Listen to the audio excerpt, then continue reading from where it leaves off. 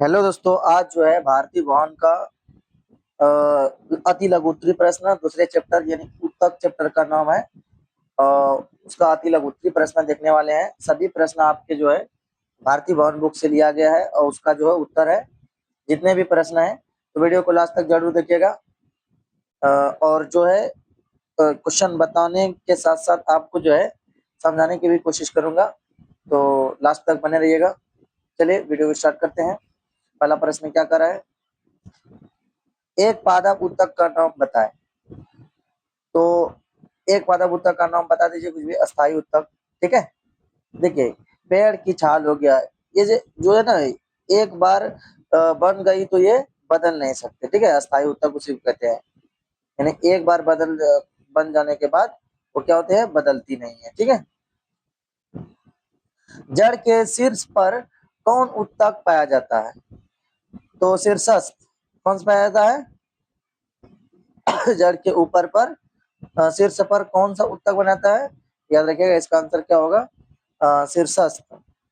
जैसे होता नहीं पेंसिल की नोक की तरह को ऊपर में जो लंबाई बढ़ाने के जो है हमें कम करती है वो।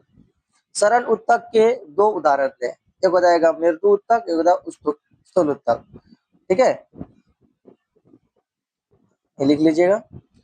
किस उत्तक की कोशिकाएं सदा विभाजित होती रहती है? याद रखना, विभाज्य विभाज्यों की। ठीक है, विभाज्यों तो की इसका होगा आंसर। ठीक है, 4 नंबर का। ये क्या करता है, ये उत्तक यानी कि मान लेते हैं छोटा बच्चा जैसा जो है, जो हमेशा बढ़ता रहता है। ठीक है, विभाज्य उत्तक ऐसे ऐसे पेड़ में बढ़ता रहता है।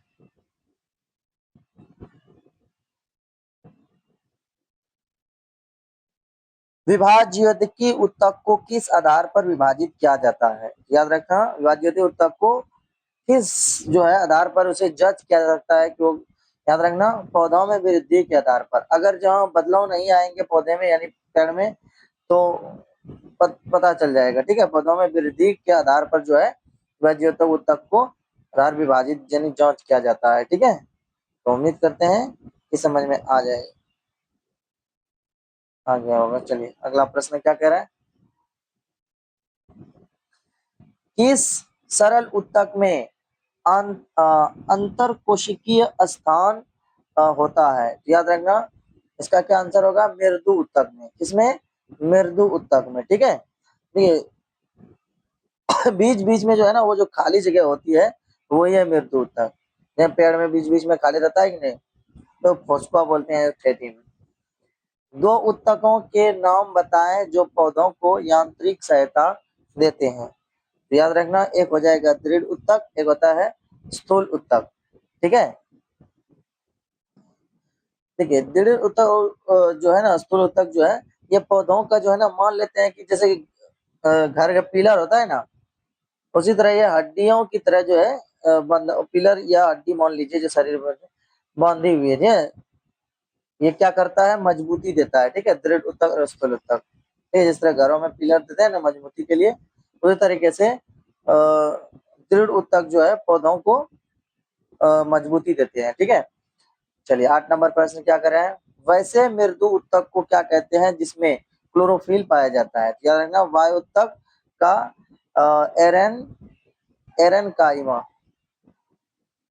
अगला प्रश्न क्या कर रहा है, किस उत्तक की कोशिकाओं में व्यक्ति अनियमित ढंग से कोनों पर मोटी होती है?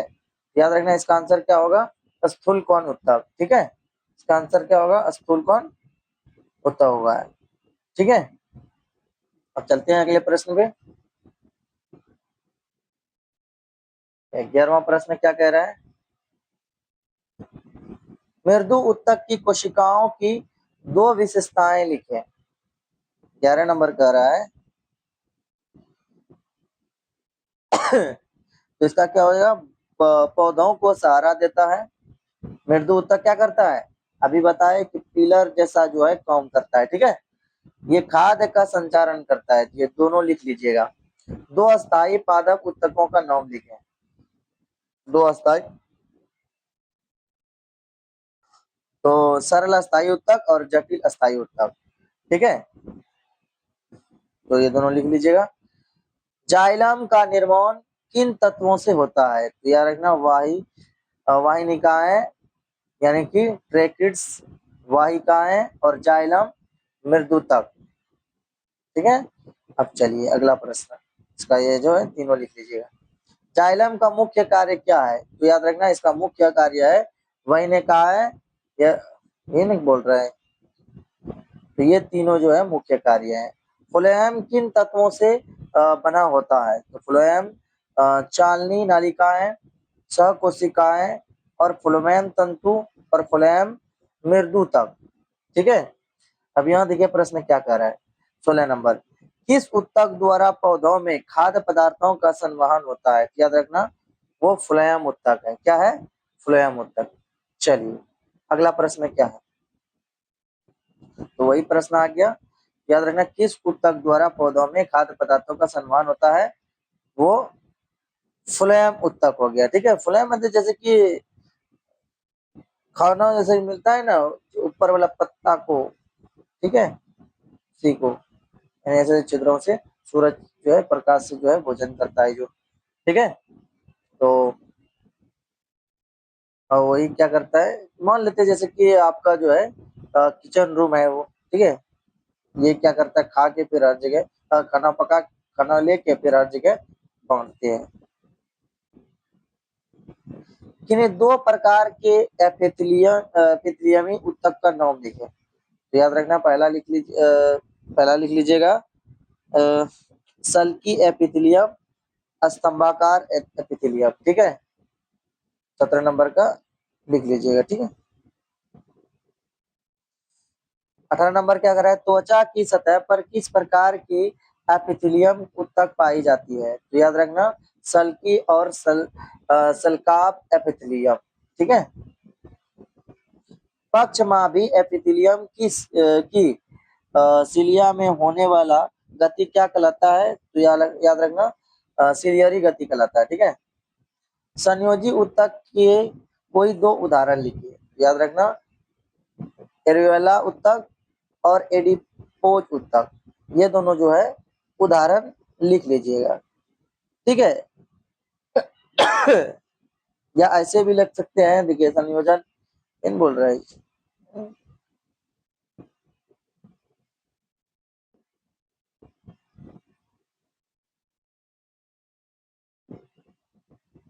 चलिए अगला प्रश्न क्या कह रहा है, 21 नंबर, संयोजी उत्तक के कितने प्रकार होते हैं? नाम लिखे। तो याद रखना कितने प्रकार के होते हैं? वास्तविक संयोजी उत्तक, कंकाल उत्तक, सरल उत्तक या संवहनीय उत्तक लिख सकते हैं। ठीक है। चलिए अगला प्रश्न क्या कर रहा है, एरियोलर उत्तक में पाए जाने वाले दो प्रकार की कोशिकाओं का नाम लिखें। तो फाइब्रोब्लास्ट और हिस्टोसाइट्स, ये सब जो है याद करना पड़ेगा, आप लोग याद कर लीजिएगा। ठीक है। ये सब क्या है, पेड़ों से रिलेटेड है। ठीक है। चलिए एडिपोज उत्तक में पाए जाने वाले संचित भोज्य पदार्थ क्या है? याद रखना वो वसा है। क्या है? और वसा का कभी कभी क्या होता है, स्रोत भी पूछ लेता है।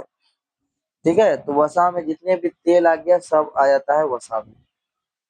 अस्थियों का मांसपेशियों से जोड़ने वाला उत्तक क्या कहलाता है? याद रखना टेंडर या कंडरा कहलाता है। क्या कहलाता है? टेंडर या कहलाता है। ठीक है।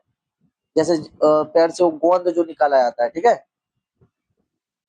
मतलब कि पेड़ में वो गोंद निकाला जाता है ना, जैसे हम लोग गोश्त लगा हुआ रहता है हड्डी में, उसी प्रकार पेड़ में लगा हुआ रहता है। ठीक है। इसको हम कंडरा या टेंडन बुलाया था। ठीक है। अस्थि को अस्थि से जोड़ने वाला उत्तक क्या कहलाता है? याद रखना लिगामेंट या स्नायु कहलाता है। ठीक है। क्या कहलाता है? लिगामेंट या स्नायु। ठीक है।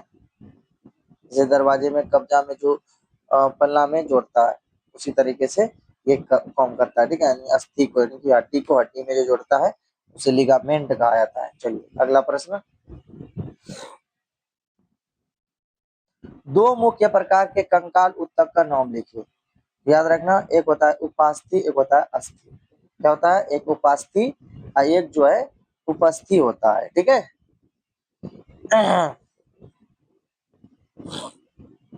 अगला प्रश्न, उपस्थिति के मैट्रिक्स में पाए जाने वाले कोशिका क्या कहलाती है? तो सो कॉन्ड्रियोब्लास्ट कहलाता है। ठीक है, तो लिख लीजिएगा। दो प्रकार के तरल संयोजी उत्तक का नाम लिखा है। एक हो जाएगा रुधिर, एक हो जाएगा लसिका। रक्त में प्लाज्मा में पाए जाने वाली 3 प्रकार के रुधिर कोशिकाओं का नाम लिखें। तो तीनों प्रकार के दिया हुआ है, लिख लीजिएगा। ठीक है, पहला क्या है? लाल रुधिर कणिकाएं, श्वेत रुधिर कणिकाएं, रक्त प्लेटलेट्स। उसके बाद क्या है? शारीरिक अंगों में गति किस प्रकार के उत्तक के कारण होता है? याद रखना, पेशीय उत्तक के कारण होता है। ठीक है, किसके कारण? पेशीय उत्तक। जैसे कि रबड़ बैंड जो खींचता है और जो है सिकुड़ता है। ठीक है, तो पेशीय उत्तक का वही काम होता है। ठीक है, तो आप लोगों को वीडियो कैसा लग रहा है जरूर कमेंट में बताइएगा। और आप पहली बार जो है मेरा वीडियो देख रहे हैं तो जरूर चैनल को सब्सक्राइब कीजिएगा, क्योंकि आने वाला वीडियो में आने वाला वीडियो जो है इससे और जो है अच्छा रहेगा। ठीक है, तो आप ही के लिए जो है ये फायदे के लिए है। तो आने वाला वीडियो आपसे मिस ना हो जाए, इसीलिए अभी जो है सब्सक्राइब कर लीजिए और बेल आइकन को जो है ऑन कर लीजिए, ताकि जो है सबसे पहले नोटिफिकेशन जा सके। ठीक है, ताकि एक भी क्लास छूटे ना आपसे। चलिए, और अगर किसी भी प्रकार की अगर दिक्कत आ रहा है तो कमेंट कीजिएगा। ठीक है, जरूर कमेंट को देखेंगे। चलिए, अगला प्रश्न क्या कह रहा है? जंतुओं का मस्तिष्क किस प्रकार के उत्तकों का बना होता है? याद रखना, किस प्रकार के उत्तकों का बना होता है? याद रखना, तंत्रिका उत्तक से। किससे बना होता है? तंत्रिका उत्तक से बना होता है। किससे बना होता है? तंत्रिका उत्तक से। तंत्रिका उत्तक की इकाई क्या कहलाता है? तो क्या कहलाता है? न्यूरॉन उत्तक की इकाई कहलाता है। क्या कहलाता है? ठीक है, क्या कहलाता है? न्यूरॉन तंत्रिका का उत्तक कहलाती है। जैसे देखिए, बिजली का तार जो है ना, जैसे क्या करते हैं, जल्दी ले आते हैं, तो इसका यही काम होता है न्यूरॉन उत्तक का, यहाँ से तुरंत वहां भेज देता है, तो इसी को न्यूरॉन उत्तक कहलाता है। बहुकोशीय जीवों में कार्यों के दक्षता पूर्वक संचालन के लिए व्यस्त रहती है। क्या रहती है? कोशिका में भिन्न भिन्न समूह होते हैं। ठीक है, तो लिख लीजिएगा। चलिए, समान या उत्पत्ति तथा समान कार्यों को संपादित करने वाली कोशिका के समूह को क्या कहलाते हैं? तो उत्तक कहलाते हैं। क्या कहलाते हैं? उत्तक कहलाते हैं। चलिए, तने की चौथाई वृद्धि किन उत्तकों के निर्माण से होती है? याद रखना, पार्श्वस्थ विभाज्यता से। ठीक है, 35 नंबर का क्या होगा? पार्श्वस्थ विभाज्यता। ठीक है, तो ये लिख लीजिएगा। ठीक है, जैसे देखिएगा, टायर में हवा भरने के लिए जो है ना, क्या करते हैं वो, हवा भरते हैं तो कैसा रहता है? चौड़ा हो जाता है। उसी तरह पार्श्व विभाज्यता का काम होता है। ठीक है, तने की चौड़ाई में वृद्धि करते हैं। ठीक है, याद रखिएगा, जैसे कि टायर में हवा भरते हैं तो पहले क्या होता है, टायर जो है चिपक के रहते हैं, फिर फूल जाते हैं अचानक। तो उसी प्रकार जो है चौड़ाई में वृद्धि करने के लिए जो है पार्श्वस्थ विभाज्यता का प्रयोग होता है। ठीक है, तो ये याद रखिएगा। चलिए, अगला प्रश्न, पत्तियों के आधार पर टहनी के पर्व के दोनों ओर पाए जाने वाले उत्तक को क्या कहते हैं? याद रखना, अंतर्वेशी वाज्योतक उत्तक कहते हैं। ठीक है, तो इसका आंसर क्या हो जाएगा? अंतर्वेशी वाज्योतक उत्तक। अस्थायी उत्तक का निर्माण किस उत्तक की वृद्धि के फलस्वरूप होता है? याद रखना, ये वाज्योतक उत्तक के वृद्धि का फलस्वरूप होता है। ठीक है,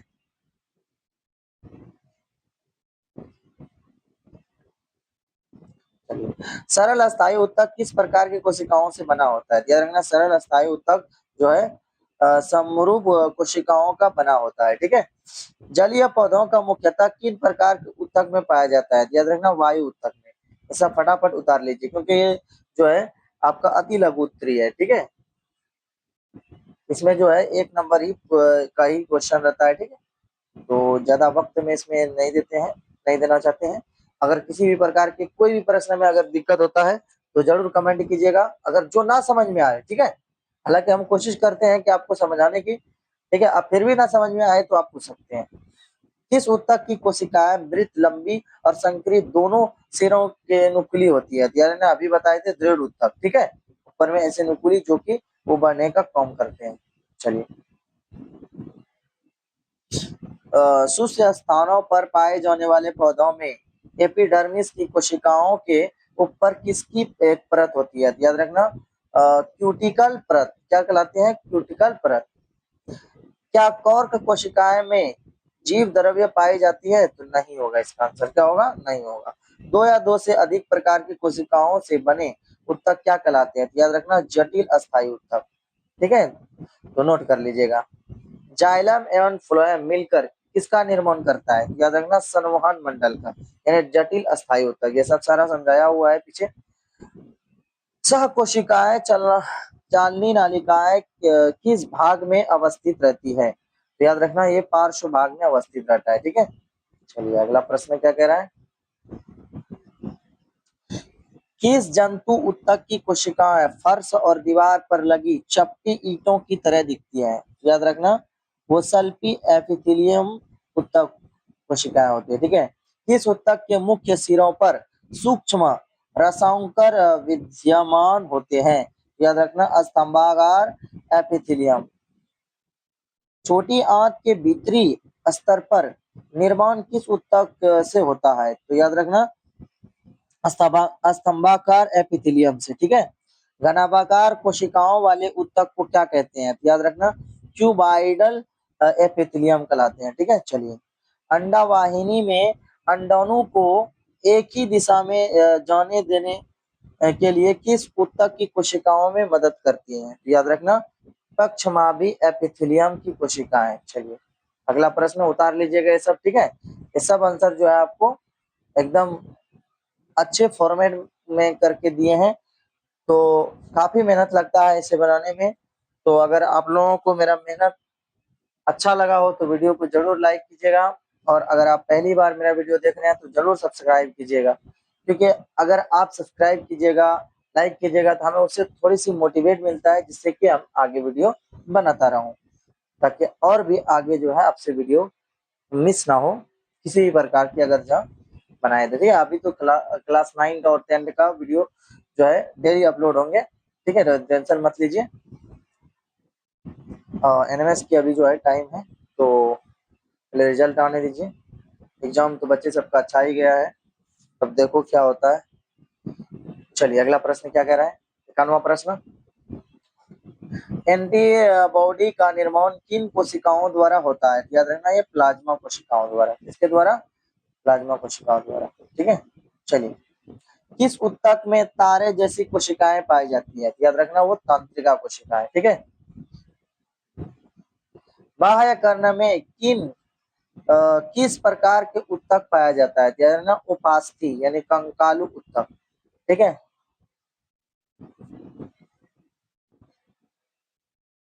अगला प्रश्न 54 नंबर क्या कह रहा है?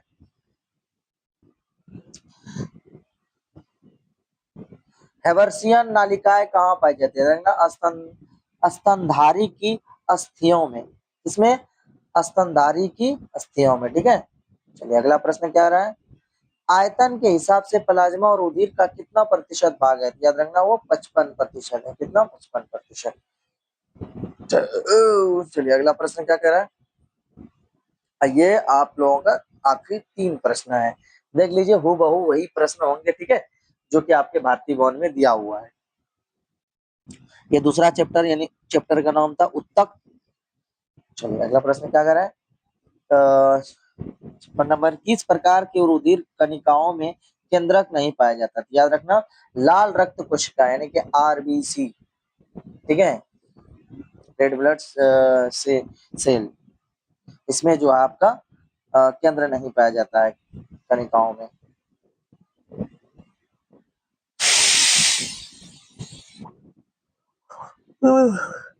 संतावन नंबर क्या कर रहे हैं? लाल रुधिर कणिकाओं में पाए जाने वाले प्रोटीन रंजक को क्या कहते हैं? याद रखना, उसे हीमोग्लोबिन कहते हैं।